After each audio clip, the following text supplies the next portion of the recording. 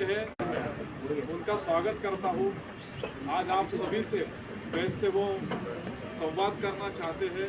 मैं उनसे विनती करता हूँ कि पुणे के सभी प्रेस वाले जो हमारे सभी सहकारी हैं, दोस्त हैं, उनसे आप संवाद साधे, ऐसे मैं विनती करता हूँ। श्री सीताराम भगवान की जय, बागेश्वर हनुमान जी महाराज की जय, सत्य सनातन धर्म की जय, छत्रपति वीर शिवाजी महाराज की जय, गणेश भगवान की जय, पावन नगरी पुणे महाराष्ट्र की जय, यहाँ के सभी प्रियजन पागलों की भी जय। श्री सीताराम। प्रारंभ करें। बागेश्वर बाबा जी की भी जय। आप निवेदन कीजिए, फिर हम पूछेंगे। भगवान हमको हनुमान जी की कृपा से और आप श्री के जो है स्नेह से 3 दिवस तक इस पावन नगरी पुणे में जो सांस्कृतिक राजधानी कही जाती है, सांस्कृतिक राजधानी पुणे में 3 दिन तक भगवत चर्चा सुनाने का सौभाग्य मिला है।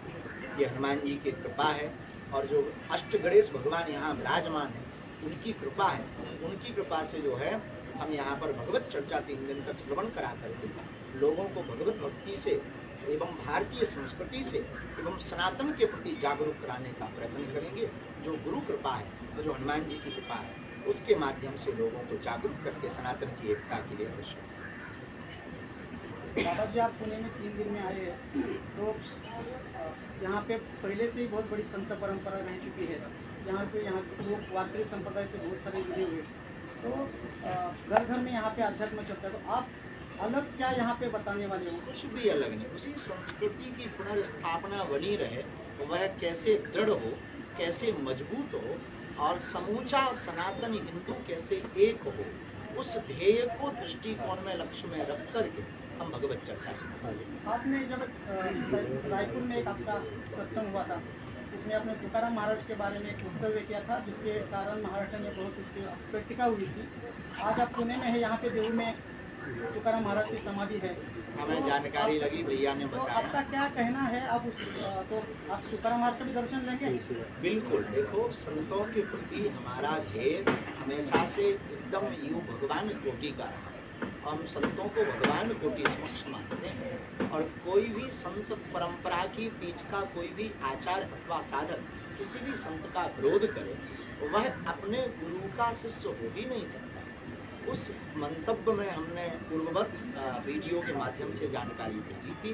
पुनः उसको हम दोहरा करके ये कहना चाह रहे हैं कि किसी पुस्तक के माध्यम से जो लेख मिला था, अपने अपने बोलने का एक लहजा भाषा का होता है, हमने उसे बुंदेलखंडी लहजे में बोला।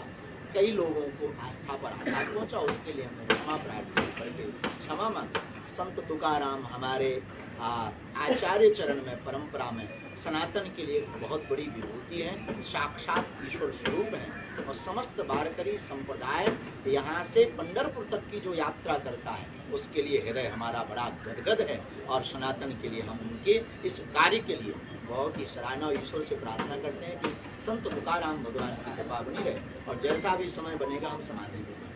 सर, लेकिन अभी भी आप जो आपने स्टेटमेंट दिया था उस पर ठाम है और एक क्वेश्चन, और दूसरा जो शिरडी के साईं बाबा है उन पर भी आपने कुछ टिप्पणी की थी, उस पर भी वाद विवाद। टिप्पणी नहीं की। भगवान विवाद बनाने के लिए एक शब्द के अनेक अर्थ होते हैं। शब्दानाम अनेका अर्था। एक होता है स्वर, स्वर माने जो है गायन का स्वर भी होता है और सुर माने देवता भी होता है। एक होता असुर, असुर माने राक्षस भी होते हैं, असुर माने बेसुरा गाने वाला भी। तो अपने अपने हिसाब से लोग अपना अपना अर्थ निकालते हैं। किसी ने हमको प्रश्न किया था भगवान को लेकर कि क्या वो भगवान हमारे धर्म ग्रंथों में उनका अवतार है? हमारे किसी धर्म ग्रंथों में पर संत भगवान के समान होता है, पर जिसकी जैसी आस्था, अपनी अपनी आस्था अनुरूप अपने अपने गुरु को भगवान के ऊपर मान सकते हैं। किसी को रोका तो नहीं जा सकता, क्योंकि ना तो हम कोर्ट है ना हम ईश्वर है, हम किसी को रोक नहीं सकते। लेकिन जिसकी जैसी आस्था, हमसे किसी ने पूछा भगवान है तो हमने कहा शास्त्रों में हमें ऐसा नहीं। आप अगर मानती, आपकी निजी श्रद्धा है। अब आपको कोई अपने कर्म को ही एक भगवान मानता है, मीडिया वाले अपने कैमरा को ही भगवान मानते हैं, तो क्या हम रोक थोड़ी देंगे? सबकी अपनी अपनी निष्ठा। आपके गुरु वक्तव्य की वजह से आपको विरोध हो रहा है, तो संगठन है जो प्रोटेस्ट। विरोध तो ऐसा है, विरोध करने वालों को भैया रोका किसने? तुकाराम महाराज के बारे में आपने माफी मांगी थी, बिल्कुल अभी बेझिझक। भी आपकी माफी पर मतलब अभी भी आपका माफीनामा प्रस्तुत कर दिया, कोई दिक्कत नहीं है, जो भी हुआ हम बेझिझक संत तुकाराम के प्रति हमारी अपार निष्ठा है और महाराष्ट्र संतों की भूमि है। सभी संतों को हम प्रेम पूर्वक स्नेह पूर्वक गाते हैं, अभंग भी गाते हैं, संत ज्ञानेश्वर महाराज जी के भी चरित्र को गाते हैं। सभी संतों को, संत तुकाराम जी के बारे में जो चर्चा के बारे में लोगों को मतभेद हुआ, उसमें हम ये बताना चाह रहे हैं कि अपनी अपनी भाषा लहजा बोलने का एक स्वभाव होता है। हम अपनी बुंदेलखंडी भाषा में उस भाव से प्रस्तुत किए थे, जैसा कि उसमें लिखा कि उनकी पत्नी कर्कशा थी, उसको हमने बुंदेलखंडी लहजे में बोला था। जिन लोगों को भी बुरा लगा उसके लिए बागेश्वर पीठ किसी की भक्ति की साधना और आस्था को भेद ना पहुंचे, उसके लिए बागेश्वर पीठ समाप्त करती है। और आप सब प्रसन्न रह करके हम भी संत तुकाराम भगवान के आदर्शों पर आपके अंधश्रद्धा सत्संग में निर्मूलन- चमत्कार का एक उल्लेख होता है बहुत बार। आप रावण से चर्चा करते हो, फोन पे बात करते हो, ऐसा भी एक चर्चा होता है। तो विनोद क्या है? विनोद में समझाने का ये तरीका है। हमने ये नहीं कहा कि हम रावण से बात करें। विनोद में समझाने का जैसे तरीका होता है, जैसे गणित का टीचर समझाता है, माना कि हमने आपके पिता को 10 आम दिए, अब बेटा खड़ा हो जाए कि गुरुजी क्षमा करो, हमारे बाप तो है ही नहीं। तो समझाने के तरीके होते हैं। तो हमने लोगों को विनोद में समझा करके, लोगों को हम अपनी कथा का तरीका बता करके हम लोगों को संस्कृति के बारे में बताना चाहते हैं। अंधश्रद्धा निर्मूलन समिति ने भी आपका विरोध किया है, आपके कार्यक्रम का रिकॉर्डिंग करने के लिए कहा है उन्होंने पुलिस से। करना आप चाहिए रिकॉर्डिंग, तो वो क्या करेंगे, हमको टीवी पे चलवाते हैं, तो कोई बड़ी बात नहीं। हमने हमेशा से कभी भी किसी का विरोध नहीं किया। जिसे हमसे दिक्कत हो उसको हाजमा की गोली खानी चाहिए। अंधश्रद्धा को बढ़ावा देते हैं आप, ऐसा मतलब? अपना अपना मत है। हम तो सनातन को और हिंदू एकता को बढ़ावा देते हैं। अब किसी को इससे दिक्कत है तो उन्हें हाजमा की गोली खानी चाहिए। आप चमत्कार को मानते हो? चमत्कार हम भगवान को मानते हैं, हनुमान जी को मानते हैं। हनुमान जी के नाम पर कोई चमत्कार हो जाए तो आप रोक नहीं सकते। सर, आप हिंदू राष्ट्र की बात करते हो एक तरफ, दूसरी तरफ हमारे होम मिनिस्टर ने खुद कहा था कि देश संविधान पे चलेगा, डॉक्टर बाबा साहेब अम्बेडकर ने हमें संविधान दिया, उसी पे चलेगा। बिल्कुल, हमारे पूर्वजों ने संविधान को स्वीकार किया है, हम भी संविधान को स्वीकार करते हैं, लेकिन उसी संविधान का 125 बार संशोधन हो चुका है माननीय। एक बार हिंदू राष्ट्र के लिए भी हो जाए तो क्या बुरा है। सर, आप महाराष्ट्र में हो, रिजर्वेशन की जो लड़ाई है महाराष्ट्र में, मराठा वर्सेस ओबीसी शुरू है। हिंदू धर्म में अगर मराठा आता है, अगर ओबीसी आता है, तो हिंदू धर्म अब रास्ते पे उतर के या किसी तरह से रिजर्वेशन का सपोर्ट करने के लिए आप कुछ कहना चाहोगे या करना चाहोगे? मराठाओं की यश और शौर्य पर हमने पूर्व की एक प्रेस कॉन्फ्रेंस में कहा भी था, पुनरावृत्ति हम करते हैं कि उनका यश शौर्य इस देश के लिए अहम योगदान है, उनकी वीरता का अहम योगदान है। हम मराठाओं की गुरुजी, आपके आसपास राजनीति से जुड़े हुए लोग बैठे हुए, इसलिए कि राजनीति बैठना चाहिए। धर्म से राजनीति चलती है, पर राजनीति से धर्म नहीं चलता। 5 राज्यों के चुनाव हुए मध्य प्रदेश समेत, क्या आप कैसे देखते हो, उनके नतीजे कैसे? 2 रुपया की राजनीति पर हम करोड़ों का अध्यात्म नहीं रुका। बाबा जी, आपने कहा कि हिंदू राष्ट्र होना चाहिए संविधान में बदल करके, तो हिंदू राष्ट्र हमें लोगों के दिलों में चाहिए। पहले नंबर पर दिलों में हो जाएगा तो संशोधन संविधान में हो जाएगा। फिर यहाँ के मुस्लिम कहाँ जाए, क्रिश्चियन कहाँ जाएंगे? उनको कहीं भागने की जरूरत नहीं है। राम के राज्य में सभी रहते थे। राम राज्य की स्थापना में न मुसलमानों को भागना है न क्रिश्चियनों को भागना है। यही हमें उन्हें समझाना है। राम राज्य का मतलब सामाजिक समरसता, हिंदू राष्ट्र का मतलब सब में एकता। हिंदू राष्ट्र का मतलब कि आप हमारी राम की यात्रा पर पत्थर नहीं फेंकेंगे। हिंदू राष्ट्र का मतलब पालघर में जो संतों के साथ अत्याचार हुआ वो आप लौट करके नहीं करेंगे। किसी को भागने की जरूरत नहीं, लेकिन हाँ, अगर आपके दिल में खोट है, आप अगर पालघर वाले वो आदमी हो, अगर आप राम की यात्रा पर पत्थर फेंकने वाले आदमी हो, तो आपकी ठटरी और गठरी दोनों बात है। लेकिन मराठा राम राज्य रिजर्वेशन चाहिए, को आप संविधान के विरोध माध्यम करते से हैं? राम राज्य आ सकता है क्या? तो यहाँ पे यहाँ संविधान के माध्यम से भारत संविधान से चलता है। तो सुव्यवस्था में बोले तो राम राज्य है, यहाँ के राजनीति जो लोग हैं वहाँ पे सुशासन नहीं लाते, लोगों के प्रश्न छुड़ाते नहीं है, सिर्फ आपके जैसे बाबा के फायर पड़ते हैं और काम नहीं करते, तो उनके लिए आप क्या कहना चाहते हैं? हम कोई राजनेता नहीं, पहली बात तो आप नहीं राजनेता, आप क्या राजनेता आपके पैर छूते हैं और काम नहीं करते। देखिए, प्रणाम करने को लेकर तो किसी को रोका नहीं जा सकता। अपनी अपनी श्रद्धा और निष्ठा है। कार्य को लेकर के जिस गद्दी पर हम बैठे हैं, हम कार्य ना करें तो हम ईश्वर को क्या मुंह दिखाएंगे। वो अपना अपना कर्म कर्तव्य है, उसके लिए आप लोग हैं। भारत का चौथा स्तंभ मीडिया है, सत्य का उजागर करें, उनकी पोल खोलें और जो है उनकी पोल खोल करके, पहले के ज़माने में अखबार छप करके बिकते थे, कई बार आप इस बार बिक करके छप जाए। महाराज, आपने कहा कि मराठाओं की जो शौर्य की परंपरा है वो आपने भी बताई, तो जो रिजर्वेशन को लेकर मराठा समाज मांग कर रहा है, तो क्या आप इसका सपोर्ट करेंगे? बिल्कुल, अभी बोला ना भगवान, हम मराठा के साथ हैं।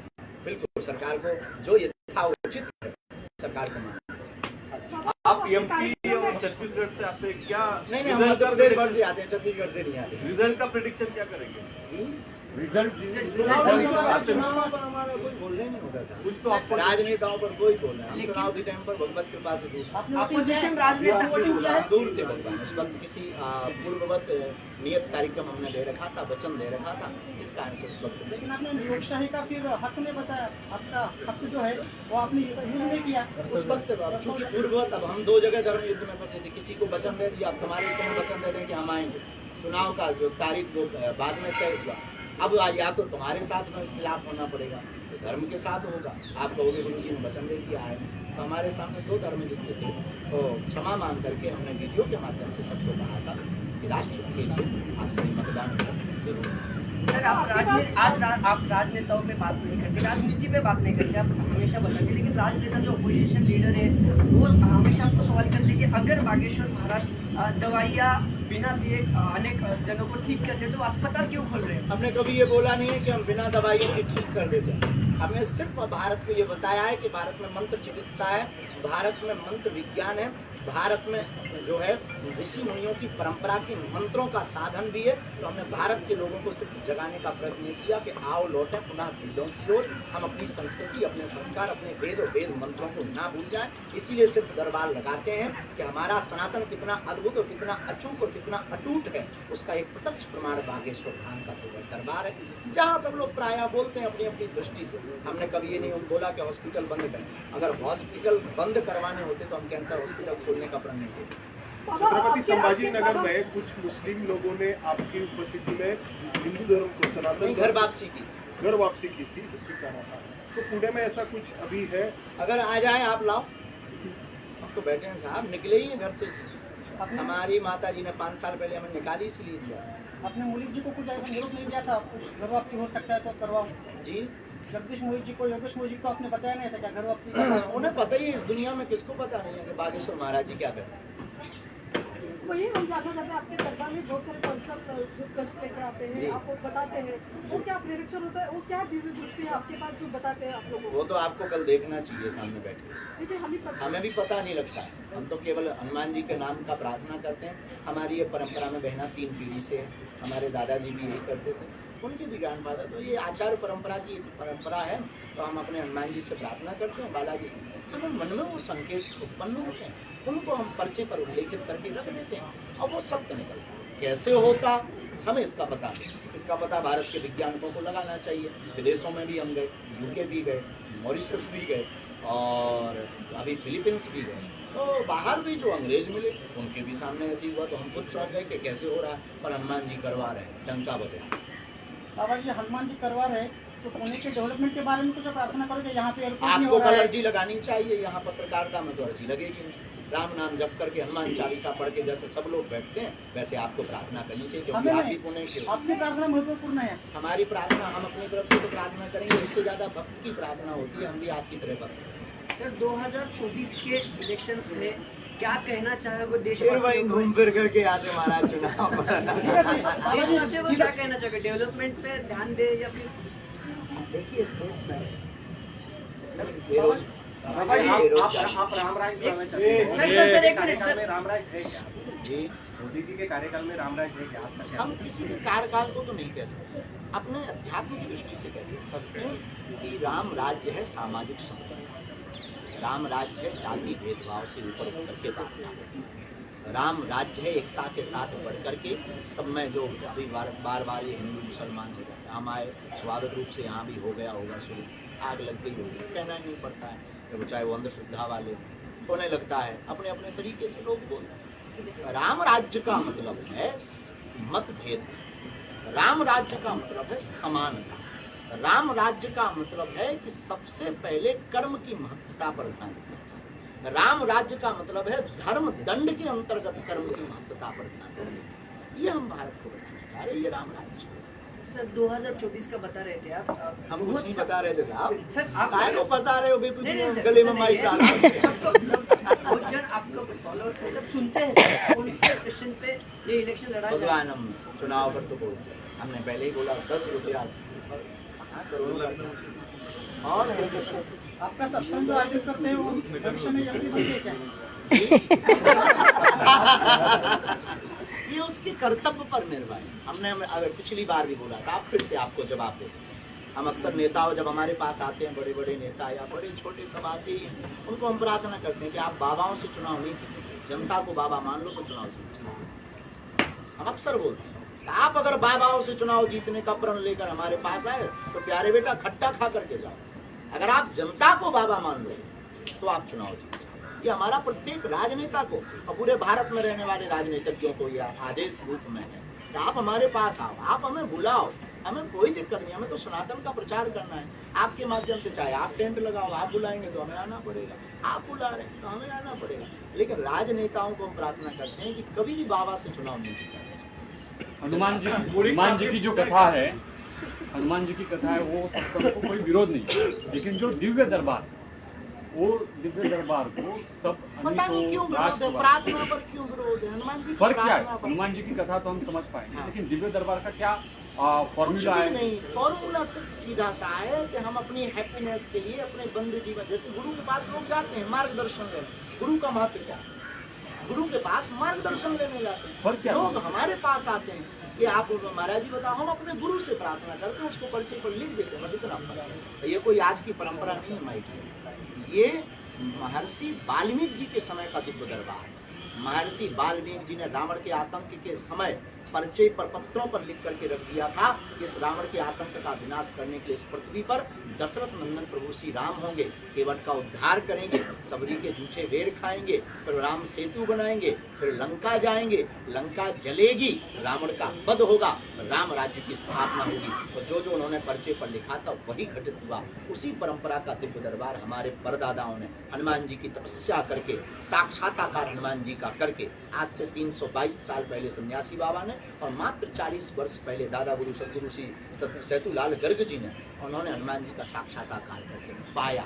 उसी परंपरा का निर्वाह।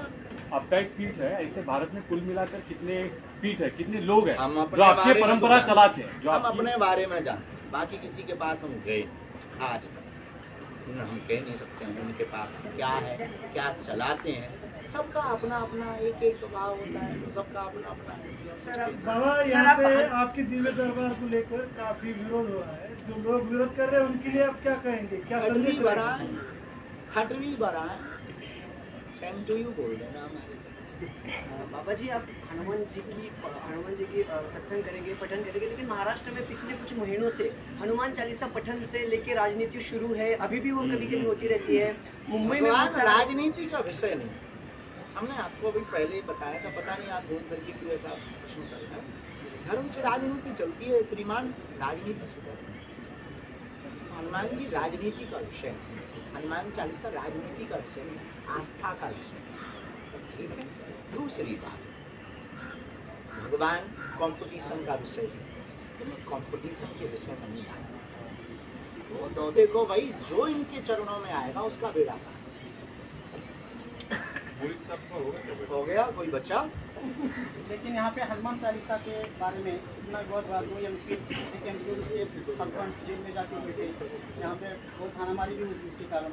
तो ये राजनीति क्यों होती है यहाँ पे, जो कि यहाँ पे आपकी उनका जो अपना support- अपना कोई विवाद रहता है, हमेशा एक दूसरे का कंपटीशन राजनीति में होता है, और अध्यात्म कंपटीशन उस पर हम कुछ नहीं करेंगे, वो उनका उनके विचार है। अब रावण को राम से दिक्कत, रावण को राम से दिक्कत, अंधेरे को उजाले से दिक्कत, और उल्लुओं को दिन से दिक्कत, तो किसी को हनुमान चालीसा से दिक्कत, और जैसे ये बता रहे हैं तो किसी को बागेश्वर बाबा से दिक्कत। इन विचारों को गोली खाने दो हाजमोला की, पेट पचाने दो, कौन माथा पक्षी। इसलिए हम सेम टू यू बोल करके निकल। गरीबी जो है, बेरोजगारी जो है, इसके बारे में आपके क्या ख्याल है? क्या तो सोल्यूशन है आपके? सॉल्यूशन तो है, पर मानने वाला मानेंगे ना, ये तो सब आपको मोदी जी है राइट आप ले माना चाहिए, आप चलो हमारे साथ धाम पर, हम लिखते हैं उसको आप फॉलो। नहीं, आप सब देख रहे हैं, आपको तो बताए कि बेरोजगारी और जो गरीबी है खासकर, उसके ऊपर आप क्या कहेंगे, क्या सोल्यूशन? सामंतशाही दूर हो, तभी गरीबी दूर। थोड़ा विस्तार से बताइए। सामंत, अब विस्तार से सीधा सा बात है, हम कुछ बोलेंगे किसी को बुरा लगेगा। सामंतशाही दूर और हक मिले, तभी गरीबी। ऐसा नहीं कहते हम किसी के ऊपर उंगली तो उठा नहीं सकते, हम तो साधु हैं, हम तो किसी भी सरकार के पक्ष या विपक्ष में नहीं कह सकते, हम तो साधु हैं, हमें तो सब समान है। इसलिए हम यही कहेंगे कि बहुत ज़्यादा कोशिश बारीकी से निचले स्तर पर अगर बारीकी से कोशिश हो जाए, हमें लगता है भारत की गरीबी प्रायः योजनाएं ऊपर से चलकर ऊपर तक ही सीमित रहे, वास्तविक धरातल पर अगर उतर जाए तो ये देश निश्चित रूप से बहुत अग्रसरी है और बहुत आगे होगा, ऐसी हम मान लेते चलें। बाबा जी, जनवरी में राम मंदिर का उद्घाटन होगा, कैसे है? आप जो कथाएं हो रही है उनमें आपको क्या, किस तरह का रिस्पांस आ रहा है? खास करके जो सभी सनातनी हिंदुओं प्रसन्नचित्त हैं, हमारे पूर्वज जिन दृश्यों को देखने के लिए जिनकी आंखें बंद हो गई, हम लोग बड़े भाग्यशाली हैं कि वह दृश्य अपनी खुली आंखों से बहुत सारे राजनेता आते हैं आपके पास, आने चाहिए, कहाँ जाएंगे? नहीं, कई समस्याएं लेकर, कोई है ऐसा जो आज तक आया है लोगों की कोई समस्या लेकर, इसका समाधान दीजिए महाराज, ये बहुत दिनों से कर रहे हैं लेकिन नहीं हो रहा है, ऐसे कोई आता है? सच में ऐसे वैयक्तिक है ऐसा कोई? केवल राजनेता नहीं, सभी आते। नहीं, लोगों की समस्या का समाधान ढूंढने के लिए कोई राजनेता आपके पास आएगा? राष्ट्रहित में कोई एक दो लोग आए मात्र, बाकी सब अपने हित के लिए, अब कह नहीं सकते, उनकी अपनी अपनी भावना। हम तो देखो भाई, हनुमान जी से प्रार्थना करने बैठे हैं, आप आएंगे तो आपके लिए करेंगे, जो हमारा विरोध करने वाले हैं वो भी आएंगे, उनके लिए भी प्रार्थना करेंगे, और जो बगल में बैठे हैं इनके लिए भी करेंगे, आप जो बैठे हैं आपके लिए भी करेंगे, हमें सब बगल में जो बैठे हैं उनके लिए क्या प्रार्थना की आपने? अब वो जो प्रार्थना करेंगे वही आपको बता देंगे। बाबा जी, बेड़ा पार होगा। बाबा जी, आप जैसे लोग जहाँ होंगे सबका बेड़ा पार। बाबा जी, अंधश्रद्धा निर्मूलन समिति ने जब आप पर आरोप लगाए थे तो आपने उनको दरबार में आने का चैलेंज दिया था, अभी भी आपका चैलेंज कायम है? आप यहाँ से उनको चुनौती देते हैं? कहाँ थे हम पिछले समय में? छत्रपति शिवाजी में, वहाँ भी कोई आपके जैसे महापुरुष नहीं। आपके जैसे हमने उस महापुरुष को भी यही प्रार्थना की कि यार हमारी रिक्वेस्ट भेजो, ये लफड़े खत्म करो, आमना सामना दूध का दूध, पानी का पानी, हम पे जो होगा वो हम प्रदर्शित करें, हम ईश्वर नहीं है, लेकिन जो हम पे कृपा है वो तो डंके की चोट पे बोलेंगे। उनका कहना है कि सिक्योरिटी जो आपको अरे मारिया, तुम्हें सिक्योरिटी में दिक्कत हुई? नहीं, हमें तो बुलाया था, हमें बुलाया था। श्रीमान, जो कल भीड़ जो आएगी, लोग हैं उन्होंने बोला है, ये तो बेफिजुली की बात है, कल भीड़ जो आएगी लाखों, उन्हें दिक्कत होती क्या?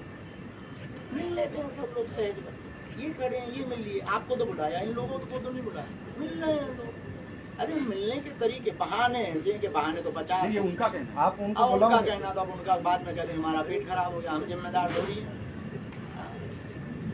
सबके लिए हम थोड़ी जिम्मेदार, हम तो आना चाहिए ना, हम तो बैठे ही हैं महाराज। धन्यवाद सभी पत्रकार बंधुओं को, बहुत बहुत साधुवाद। हम कथा में मिलते हैं सबको 3 दिन तक, हम आपके प्राण खाएंगे। अच्छा, बहुत अच्छा, हमारा बुरा लगाओ किसी को क्षमा मांगते हैं, क्योंकि हम बोलने में थोड़े से खटर पटर हैं, लेकिन सबको बहुत बहुत साधुवाद। हिंदू राष्ट्र की जय, भारत माता की वंदे मातरम, जय श्री। और हम आप लोगों को बुरा ना मानो, अगर श्रद्धा हो तो बागेश्वर धाम का प्रसाद लाएं, अगर मन में बालाजी का लगे ये प्रसाद स्वीकार कर, मन में अगर श्रद्धा हो तो, नहीं है तो वो भी कोई दिक्कत नहीं। हाँ, खड़े हैं।